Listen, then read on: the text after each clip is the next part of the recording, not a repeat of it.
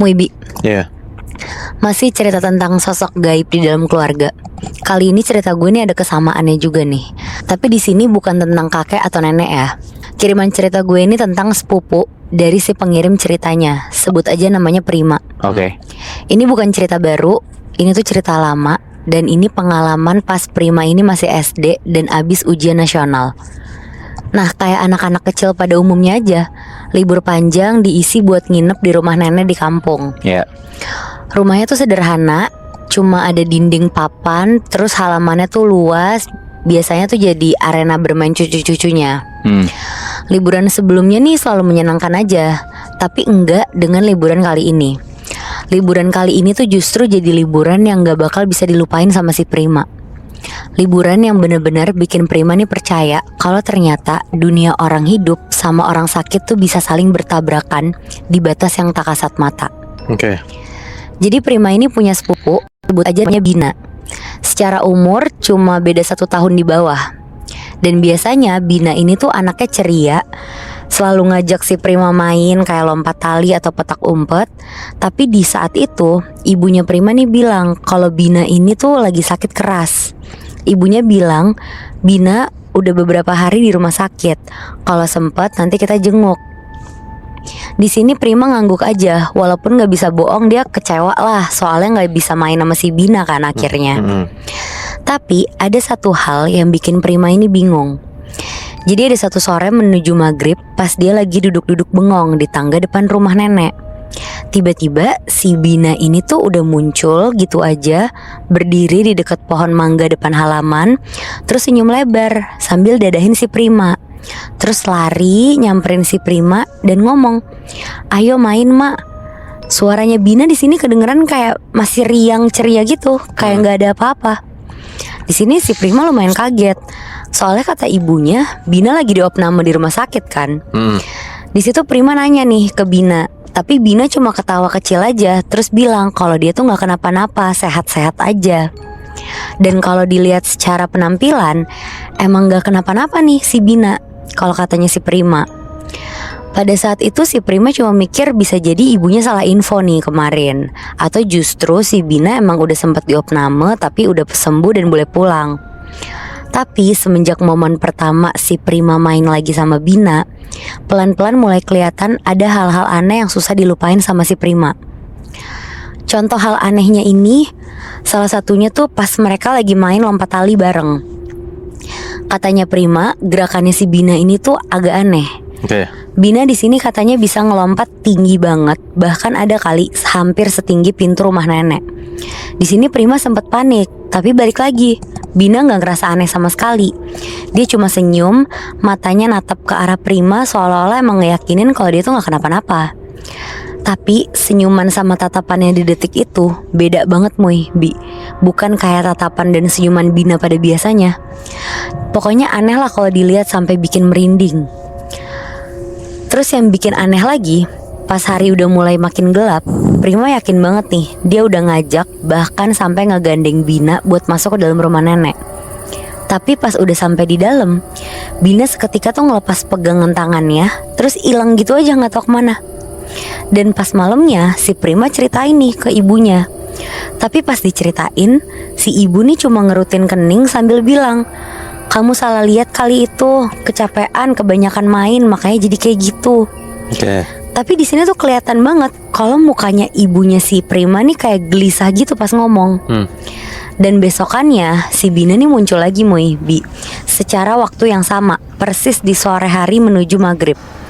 Waktu dimana sebenarnya Prima ini tuh udah gak boleh main keluar rumah sama ibunya karena kejadian yang kemarin. Kali ini si Bina nih ngetok-ngetok jendela kamarnya Prima. Dan pas dibuka tirainya, Prima kaget banget. Soalnya mukanya Bina tuh beneran udah nempel di kaca jendela, terus senyum lebar gitu. Di sini Prima langsung buru-buru keluar nyamperin Bina. Terus abis itu mereka langsung main petak umpet di kebun belakang rumahnya si nenek. Jujur di sini Prima udah mulai mempertanyakan nih kebenaran dari sosok sepupunya ini. Dia di sini beneran udah sembuh atau belum? Dan main petak umpet ini tuh bikin Prima makin tambah curiga. Di situ Prima kebetulan yang ngejaga. Dan pas dia selesai ngitung, terus nyoba nyari Bina, Bina tiba-tiba muncul di belakangnya Prima. Padahal ya gak kedengeran suara langkah kaki apapun. Dan setiap Prima nyoba buat nengokin badannya, Bina nih pasti udah lanjut lari ngelewatin pepohonan. Larinya di situ cepet banget Moibi. Dan setiap si Bina ini udah pindah dari pohon satu ke pohon yang lainnya, bayangannya kayak masih ketinggalan di belakang pohon sebelumnya. Kayak nggak keikut gitu bayangannya. Ya. Di sini Prima takut banget, tapi Bina tuh di sini kelihatan ketawa-tawa aja, seolah-olah kayak nggak ada apa-apa. Dan momen yang paling bikin Prima bener-bener ketakutan itu tuh pas dia nggak sengaja ngelihat mukanya Bina nih berubah. Pokoknya Bina ini kebetulan nih ngumpet di salah satu balik batang pisang. Prima bener-bener pelan-pelan ngedeket ke arah situ, dan tiba-tiba Bina tuh nengok ke arah Prima. Tapi mukanya full pucet banget, terus matanya tuh cekung gelap gitu, dan bibirnya beneran full warnanya biru gitu Moibi. Tapi di sini muka serem ini tuh cuma bertahan beberapa detik aja, nggak nyampe 10 detik bahkan. Abis itu balik ke normal lagi dengan cepatnya. Dan meskipun si Bina ini mukanya udah balik lagi normal, tapi si Prima nih di sini ngerasa udah trauma aja. Dia langsung lari ke arah dalam rumah nenek, ninggalin Bina gitu aja. Dan setelah main petak umpet itu, rumah nenek nih kerasa jadi makin ngecekam aja nih buat si Prima. Prima jadi susah tidur, dia terus-terusan kepikiran sama Bina. Dan setiap laporan ke ibunya, Prima cuma disuruh ambil wudhu terus baca doa tidur. Dan kondisi ibunya juga kebetulan emang lagi kecapean tuh di situ. Tapi semua cara barusan nih nggak mempan buat si Prima. Setiap dia meremin mata, selalu kedengeran suara lari-lari kecil di halaman rumahnya si nenek. Dan setiap coba diintip, di luar sana nih beneran masih ada si Bina. Terus tengah malam main petak umpet sendirian, dia yang jaga, terus dia lari-lari nyariin si Prima gitu. Tapi gak ketemu-temu. Dan singkat cerita, besokannya nih baru ada kabar. Bener-bener kabar yang bikin kaget. Si omnya Prima ini tiba-tiba nelfon ibunya. Katanya di detik itu juga Bina tuh masih di opname di rumah sakit. Bahkan kondisinya makin hari makin kritis Moy. Anjir. Di sini Prima kaget soalnya kalau udah kayak gitu siapa nih yang selama ini nemenin dia main di halaman rumah nenek kan? Betul. Belum juga selesai nih ngeproses pikirannya si Prima sendiri. Sore hari di hari itu lagi, si Bina muncul lagi Moy. Bina berdiri di sudut halaman rumah nenek, ngedadahin tangannya ke arah Prima. Di sini dia udah takut banget tuh. Awalnya si Prima nggak mau nyamperin sama sekali, tapi pelan-pelan kondisinya Bina nih kelihatan jadi kasihan aja. Jari-jari tangannya tuh kurus banget, terus kulitnya pucat, ngebiru gitu. Air matanya netes makin deres di pipinya dia. Tapi mulutnya senyum lebar aneh aja. Dan di setiap Bina ini ketawa, ada gema aneh yang gak wajar keluar dari mulutnya dia. Sekarang Prima tuh jadi mulai nangis karena ketakutan. Tapi ya si Bina di sini masih natapin Prima aja dengan tatapan sedih. Terus bisik-bisik dari jauh, tapi suaranya nyampe ke kupingnya Prima. Ngomong, "Mak, aku nggak mau sendirian di sana, temenin aku ya." Di sini Prima langsung teriak-teriak ngejerit kenceng banget sampai ibu sama neneknya nih buru-buru nyamperin dia. Dan pas ditanya kenapa, Prima cuma jawab kalau selama beberapa hari ini dia diteror sama sepupunya sendiri, si Bina. Dan ternyata cerita Prima beberapa hari ke belakang itu bener-bener ada, gak bohong Moibi. Tapi pas ibu sama neneknya ngeliat ke arah yang ditunjuk Prima, sosok Bina tuh udah hilang gitu aja. Dan setelah itu hampir semalaman Prima nih masih nangis gak berhenti saking ketakutannya. Ibu sama neneknya juga cuma mondar-mandir buat nelponin omnya. Tapi ya itu tumben banget gak diangkat-angkat kayak biasanya. Dan akhirnya malam itu si Prima tidur bareng sama ibu dan neneknya, jadi satu kamar. Dan di malam itu dia bebas nih dari gangguan. Tapi besok paginya setelah mereka bangun dari tidur, kabar duka nih datang Moy. Setelah berhari-hari berusaha ngelawan penyakit, Bina akhirnya meninggal maghrib kemarin, hampir bersamaan sama Prima ngelihat sosoknya dari kejauhan itu. Dan sampai sekarang Prima masih gak bisa ngelupain tatapan terakhir dari si Bina ini. Prima yang gak tahu beberapa hari ke belakang itu tuh yang nemenin liburan dia tuh arwahnya Bina yang emang pengen main bareng untuk terakhir kalinya. atau justru sesuatu yang kebetulan menyerupai Bina. Yang jelas pengalaman ini tuh bikin Prima percaya kalau emang ada garis tipis yang misahin antara kehidupan dan kematian.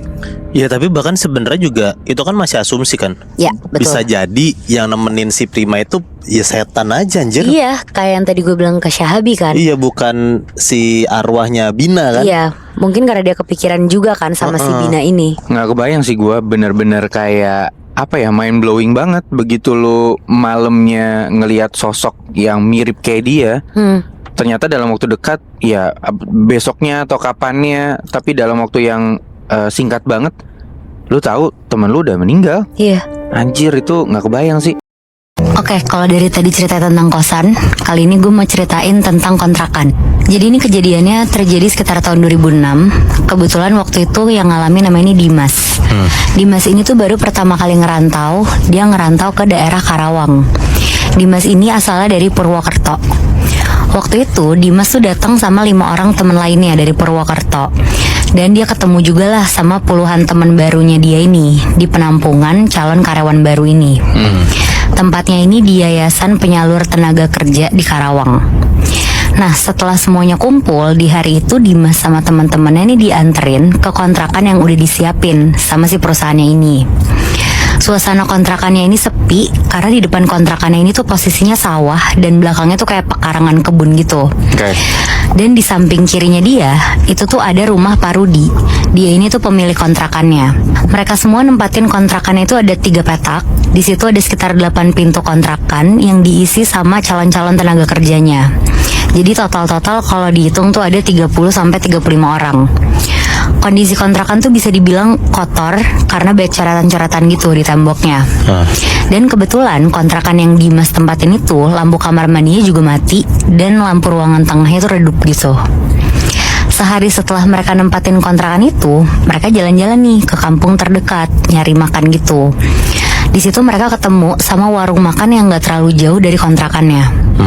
Di situ ada ibu-ibu warung, terus nanya ke mereka, kalian ngontrak di mana? Terus dijawab, kita ngontrak di kontrakan Pak Rudi yang depannya sawah. Di situ ibu warungnya tuh sempat ngomong kalau yang ngontrak di situ katanya bertahan paling lama tuh cuma 1 bulan. Wow. Nah, pas ngedenger itu, mereka tuh awalnya kayak ya udahlah, nggak ngerasa aneh sama sekali. Mungkin karena lokasinya juga nggak terlalu enak kali. Udah tuh, selang seminggu setelah mereka ngontrak di situ, mereka masuk kerja ke pabrik. Akhirnya pas lagi libur, mereka mutusin buat ngumpul bareng teman-teman lainnya. Malam-malam itu sekitar 15-an orang, mereka tuh nongkrong dan ngumpulnya di kontrakannya Dimas. Malam itu mereka mutusin buat minum-minum alkohol. Dari kelima orang yang nempatin kontrakan itu, cuma Dimas sama 2 teman lainnya yang ikut minum-minum. Namanya Wahyu sama Yoga. Jadi yang minum tuh ada Wahyu, Yoga sama Dimas. Sementara 2-nya lagi, Yono sama Panji, gak ikut minum. Malam itu setelah minum-minum, mereka tuh langsung bubar terus mutusin untuk tidur. Di situ Dimas sendiri nih sempat mikir untuk tidur sendiri di ruang tengah karena dia mikir ruang depan tuh sempit lah kalau 5 orang. Tapi nggak tahu kenapa belum 5 menit si Dimas ini merem, dia tuh ngerasa merinding banget. Akhirnya karena dia takut, dia mutusin buat tidur di ruang depan bareng teman-teman lainnya. Nah di sini nih mulai kejadiannya. Pas Dimas mulai coba rebahan, samar-samar Dimas nih ngeliat di pintu penghubung antara ruang depan sama tengah tuh kayak ada sosok pakai baju putih ngintip berkali-kali. Terus pas si Dimas ini merhatiin lagi, sosok baju putih ini tuh ternyata rambutnya hitam panjang. Tapi karena mungkin di saat itu si Dimas juga lagi mabok, jadi dia tuh kayak nggak ngerasa takut sama nggak peduli lah. Ya mungkin halu juga ya. Bener. Akhirnya dia langsung lanjut tidur tuh. Dan besokannya mereka kebangun tuh sekitar jam 11 siang. Terus mereka keluar kontrakan, suasananya masih sepi juga. Di situ cuma ada 3 kontrakan. Yang satu kontrakannya Dimas, sisanya yang 2 ini tuh kanan kirinya si Dimas yang udah nggak ada penghuninya, udah keluar lah penghuninya. Sementara kontrakan lain tuh masih ketutup pintunya. Mereka mikir mungkin penghuni lainnya tuh belum bangun. Nah siang itu si Dimas sama Wahyu akhirnya pengen makan di warung makannya Pak Rudi yang punya kontrakan. Belum sempat mereka pesan makan, tiba-tiba dari arah jalan dekat rumah Pak Rudi ada salah satu teman mereka yang nempatin kontrakan lainnya datang nyamperin Dimas sama Wahyu sambil kayak panik gitu, terus minta-minta tolong ke mereka. Di situ mereka bingung kan, ini kenapa? Dia tuh cerita kalau satu temennya yang ngontrak ini kayak kesurupan gitu. Mampus. Posisinya tuh bengong, terus diem aja kayak orang linglung. Dan mereka tuh baru tahu kalau teman-teman mereka itu yang dari semalam nongkrong bareng itu, mereka tuh udah pada pindah kontrakan di pagi hari itu. Dimas sama Yoga tuh sempat nanya-nanya lah kenapa nih mereka pindah mendadak. Dan akhirnya teman mereka nih mulai cerita kalau selepas minum-minum semalam, mereka tuh pulang ke kontrakan masing-masing. Malam itu tuh ternyata banyak kejadian aneh dan banyak gangguan juga. Temennya Dimas yang minta tolong ini, dia cerita pas mereka baru masuk kontrakan malam-malam, tiba-tiba tuh ada yang ngetok pintu dari luar. Dan pas mereka ngebuka hording dari jendela, temennya nih ngeliat ada sosok kakek-kakek di depan kontrakan. Nah karena takut mereka nggak ngebuka nih pintu kontrakannya itu. Tapi anehnya pas mereka lagi ketakutan dan mau masuk ke ruang tengah itu, tiba-tiba sosok kakek-kakek tuh udah di dalamnya. Anjing. Di situ temennya Dimas tuh sampai pingsan dan beberapa temen lainnya tuh juga ada yang diganggu. Terus sampai diseret pas tidur ke kamar mandi sama sosok kakek ini. Pokoknya di situ tuh ada 3 kontrakan yang diganggu di malam itu, dan akhirnya mereka semua tuh mutusin untuk pindah pas paginya. Nah setelah Dimas dan teman-temannya tuh dapat cerita itu, akhirnya mereka mulai takut tuh. Terus juga Dimas di situ berusaha mau ngebantu lah si teman-temannya ini. Kebetulan si Wahyu ini tuh punya pengalaman buat hal-hal mistis. Jadi dia inisiatif lah ngasih air putih terus didoain sama dia. Dan sepulang dari warungnya si Parudi ini, Dimas sama teman-teman kosannya ini nyeritain nih ke teman-teman kontrakannya yang belum tahu. Singkat cerita, selang seminggu setelah kejadian itu, Dimas sama teman-temannya ini tuh jadi ketakutan gitu, karena bener-bener dihantuin terus-terusan. Jadi selama seminggu itu, mereka tuh kemana-mana tuh selalu pergi bareng-bareng. Bahkan sampai mandi aja tuh mereka bareng-bareng, kayak nemenin di luar, pintunya nggak ditutup gitu. Saking takutnya ya. Betul. Karena katanya tuh dari cerita teman-teman mereka yang diganggu tuh banyak kejadian yang nyeremin di kamar mandi. Salah satunya ada sosok kuntilanak di plafon kamar mandi. Dan akhirnya setelah seminggu kemudian mereka tuh langsung nanya ke Pak Rudi karena udah gak kuat lagi kan saking takutnya. Di situ Pak Rudi tuh dengan santainya ngejawab kalau hal-hal kayak gitu tuh nggak pernah kejadian. Dan karena mereka nggak ngedapetin jawaban, akhirnya mereka mutusin buat balik ke kontrakan lagi. Dimas sama teman-temannya nih nyoba ngusir rasa ketakutannya mereka lah. Mereka ngumpul-ngumpul terus, pokoknya bener-bener bareng-bareng terus tuh. Dan pas lagi ngumpul-ngumpul gitu, tiba-tiba tuh ada yang lewat. Yang lewat ini adalah anaknya Pak Rudi. Anaknya ini perempuan sekitar SMP gitulah umurnya. Jadi mereka iseng tuh nanya ke anaknya, siapa tahu anaknya tahu kan. Dimas tuh langsung nanya ke anaknya, Pak Rudi punya peliharaan ya di kontrakan ini. Nah ternyata si anaknya Pak Rudi tuh ngasih tahu kalau di kontrakan ini tuh emang ada 2 sosok penjaga, yaitu si kakek-kakek itu sama si sosok cewek kuntilanak itu yang ada di kamar mandi. Anaknya tahu ya? Iya, tapi malah Pak Rudinya nggak ngasih tahu. Dan di saat itu juga tuh mereka langsung mutusin buat pindah kontrakan aja. Tapi karena emang mereka belum gajian dan gak punya uang yang cukup, akhirnya mereka harus nunggu gajian sampai seminggu lagi. Dan selama seminggu itu tuh mereka bener-bener selalu bareng-bareng terus. Dan sampai sekarang si Dimas sama teman-teman satu kontrakannya ini tuh masih penasaran kenapa hantu itu tuh ngeganggu kontrakannya itu. Moibi, gue nggak tahu akan seberapa absurd cerita pengalaman mistis yang bakal gue bacain ini. Tapi ya kalau buat sebut aja si Zata, dia nih pengirim cerita yang cukup aneh. Anehnya lebih ke arah kok bisa ada sosok setan muncul di momen ini, di waktu ini, dan tanpa alasan. Padahal si Zata nih gak ngelakuin apa-apa sebelumnya. Nah buat background story, Zata ini tuh freelancer graphic design. Dia gak ngantor, jadi sehari-hari kerja dari rumah aja. Tapi dia ini tuh bisa dibilang termasuk ke orang yang gampang capek kalau kelamaan di dalam rumah. Jadi hampir setiap sore, kalau pas kerjaan lagi gak numpuk, dia pasti motoran keluar, muter-muter gak jelas aja. Ada satu sore menjelang maghrib, abis hujan dari siang, motor Zata ini jadi kotor full sama cipratan lumpur. Karena dia males nyuci sendiri, dibawalah motornya nih ke salah satu tempat cuci motor di deket rel kereta. Tempatnya ini agak masuk gang, bukan yang modern atau terang, yang jaga ada 3 orang. 2 masih muda, satunya bapak-bapak tua, kurus, yang dari awal tuh cuma duduk di kursi plastik sambil ngerokok. Oke. Prosesnya nih sekitar 2-30 menitan. Zata nunggu sambil duduk aja tuh di bangku panjang pojokan sambil main HP. Awalnya biasa aja, tapi setelah sekitar 5 menit, dia mulai ngerasa ada yang aneh. Bukan suasananya, tapi ada satu orang yang dari tadi tuh jongkok di belakang tumpukan ember. Orang itu tuh jongkok nunduk sambil ngadep ke tembok semen belakang.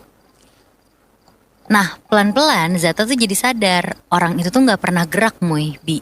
Bener-bener posisinya tuh dari tadi persis gitu aja tuh. Jongkok, nunduk, kedua tangannya tuh di lantai. Anteng aja tuh. Padahal pegawai tempat steam tuh lalu lalang mondar-mandir di sekitar dia. Dan yang anehnya lagi, gak ada satupun pegawai yang negor orang ini. Di sini Zata nih sempat mikir, mungkin dia nih ODGJ atau orang mabuk gitu. Tapi makin lama diliatin, makin kayak gak masuk akal. Karena posisi jongkoknya nih kayak terlalu rendah, kayak tulang kakinya nih gak normal gitu kelihatannya. Zata benar-benar cuma jadi bengong ngeliatin sosok itu, sampai tiba-tiba salah satu pegawai steam tuh manggil, "Mbak, motornya digeser dikit ya." Zata refleks nih berdiri terus jalan ke arah steam. Pas dia lewat deket tumpukan ember itu, dia otomatis nengok lagi nih. Dan sekarang sosok yang dari tadi dia lihat itu tuh kosong. Padahal jelas-jelas barusan tuh dia ngeliat masih ada orang jongkok di situ. Pokoknya abis motornya selesai dicuci, Zata nih pindah duduk lagi sambil nunggu motornya tuh dikeringin. Dan di situ dia ngelihat sosok itu lagi Bi. Tapi sekarang nih beda tempat. Masih jongkok tapi di samping kompresor angin. Nunduk, diem, dan posisi kakinya nih masih aneh. Di sini Zata mulai merinding karena jaraknya nih sekarang lebih dekat, kayak cuma 2 meteran aja gitu. Terus tiba-tiba si Zata nih kaget pas ngeliat sosok itu. Katanya kepala sosok itu tuh miring, tapi miringnya nih jauh ke kiri, kayak lehernya tuh patah, rambutnya basah lengket, terus bajunya tuh putih kusem kayak kain bekas pel gitu Bi. Dan yang paling bikin gak nyaman nih, punggungnya tuh naik turun pelan kayak orang lagi ketawa tapi nggak pakai suara. Zata di sini nyoba nggak ngeliat lagi, tapi tiap beberapa detik matanya nih pasti selalu balik lagi ke sana. Dan tiap dilihat posisinya tuh berubah sedikit. Awalnya jongkok ngadep tembok, terus miring sedikit. Abis itu kayak mulai ngadep ke arah Zata gitu pelan-pelan. Kayak sadar dia tuh lagi diliatin gitu. Di sini Zata mulai nggak nyaman. Tapi salah satu pegawai malah terus-terusan ngajak ngobrol santai. Obrolannya normal, dan yang justru bikin Zata makin bingung, karena kalau emang ada orang aneh jongkok di pojokan itu, masa orang-orang yang di situ pada santai aja? Harusnya kan ngerasa aneh juga kan? Akhirnya Zata mutusin buat ngetes tuh. Dia pura-pura nengok ke arah kompresor terus bilang, "Mas, itu siapa ya?" Pegawai itu ikutan pada nengok, tapi dia jawab, "Siapa mbak? Orang kosong gitu." Nah di situ Zata langsung diem tuh. Dia merinding, terus dia nunduk buka HP. Dan pas layar HP-nya mati, di pantulan layar hitam itu ada muka pucat persis di belakang bahunya dia. Di detik itu juga dia langsung yakin dia tuh gak salah lihat Bi. Karena di pantulan ini sosok itu tuh senyum lebar banget. Dan di situ Zata benar-benar panik, tapi dia tetap stay cool gitu. Dia buru-buru langsung berdiri, terus langsung bayar. Dan pas si Zata ini jalan ke meja kasir, suasananya ini tiba-tiba jadi aneh sunyi gitu. Padahal mesin steamnya ini masih nyala dan berisik gitu ya. Tapi suara di kupingnya dia tuh kayak kedap gitu, ketutup. Yang kedengeran cuma suara gesekan kain basah diseret di lantai semen gitu. Suara itu pelan, tapi makin lama tuh makin deket gitu. Akhirnya si Zeta nih nengok ke bawah. Dan dia nih hampir teriak Bi. Karena di sela-sela kolong motor pelanggan itu tuh ada tangan pucat panjang lagi nyeret badan gitu. Dan sosok ini tuh ngerangkak, kepalanya miring, terus matanya tuh melotot lurus ke arah si Zata. Tapi yang paling bikin otak Zata nih langsung ngeblank, sosok ini tuh senyum sambil nahan ketawa. Kayak lagi main-main gitu loh, kayak bukan ngancem orang, tapi kayak iseng. Dan sosok ini tuh berhenti di bawah motor. Terus pelan-pelan dia tuh nungging, kakinya nekuk ke atas, kepalanya muter ngadep Zata dari sela-sela roda. Terus senyumannya makin lebar, dan dia nih mulai goyang-goyangin badannya gitu, kayak orang nahan ngakak. Zata di sini langsung mundur nabrak ember, bahkan hampir kepleset, dan untungnya dia ditepok sama pegawai di sana. Dan begitu Zata kedip, sosok itu hilang gitu aja Moy. Wow. Di sini muka Zata udah pucat banget dan abis bayar dia langsung buru-buru lah ngambil motor. Pokoknya di situ dia cuma pengen cepet-cepet cabut lah. Tapi motornya dia susah nyala. Starter sekali, 2 kali, 3 kali bahkan tetap aja tuh nggak hidup. Di sini pegawai Steamnya tuh sampai ikut ngebantuin dan Zata udah hampir nangis nih karena selama dia nyoba starter ini tuh bener-bener dia tuh ngerasa ada yang merhatiin dari belakang. Dan bener aja pas dia nengok ke kaca spion, sosok itu duduk di bangku tempat Zata tadi. Duduk anteng, kakinya naik ke atas bangku, tangannya tuh nepuk-nepuk paha sendiri pelan-pelan. Tapi pegawai Steam ini masih ngobrol normal di dekat situ. Berarti emang cuma Zata yang ngeliat nih sekarang. Dan detik dimana akhirnya motornya nyala, dia langsung buru-buru kabur tuh dari tempat Steam itu. Zata di sini sempat nyoba nenangin diri di minimarket, beli air dingin, duduk, narik nafas, dan di situ udah mulai normal lagi nih keadaannya dia. Gak ada penampakan, gak ada suara aneh, sampai akhirnya pegawai minimarket yang lagi nyapu depan pintu tuh tiba-tiba nengok ke Zata sambil bilang, "Mbak, itu temannya gak disuruh masuk." Sambil nunjuk ke arah luar. Nah si Zata bingung, tapi pas dia lihat keluar, ada sosok itu lagi ternyata Moy, lagi jongkok di samping motor. Tapi sekarang dia gak nunduk, dia natap lurus ke dalam, terus badannya nih goyang pelan kanan kiri, kayak anak kecil seneng ketemu orang gitu. Zata di sini langsung berdiri buru-buru, terus bilang, "Mas, itu bukan teman saya." Sekarang pegawai minimarket yang jadi bingung tuh. Tapi ya pas mereka nengok keluar lagi, sosok itu emang udah gak ada lagi. Tapi abis itu motornya Zata jatuh sendiri. Intinya Zata nih akhirnya dijemput sama temennya malam itu. Katanya selama di motor dia cuma diem sambil gemeteran. Terus besoknya si Zata langsung sakit demam tinggi hampir seminggu Moy. Tapi yang paling bikin trauma bukan karena takut doang, tapi karena sampai sekarang dia gak ngerti tuh itu tuh sosok apa. Terus maunya juga apa. Karena ya sosok itu gak pernah nyerang, gak pernah nyentuh, gak bikin celaka langsung. Tapi dia tuh cuma muncul dan kayak nikmatin reaksi takutnya Zata ini. Dan beberapa minggu setelah kejadian itu, Zata sempat balik lagi nih ke tempat steam motor itu siang-siang. Dia nanyalah ke bapak tua yang suka duduk di sana. Dan jawaban bapak tua itu bikin Zata tuh susah tidur lagi. Katanya, dulu tuh pernah ada orang yang ketabrak truk deket rel belakang situ. Badannya hancur, kepalanya gepeng. Tapi anehnya, kata warga sekitar, sebelum meninggal, orang itu tuh emang suka ganggu orang. Suka jongkok sambil ngintipin pelanggan steam, terus suka ketawa-tawa sendiri. Dan kebiasaan yang paling aneh tuh, dia suka pura-pura ngumpet buat nakutin orang. Dan semua ciri-ciri fisik yang disebutin bapak ini tuh mirip banget sama apa yang ditemuin Zata berarti kan.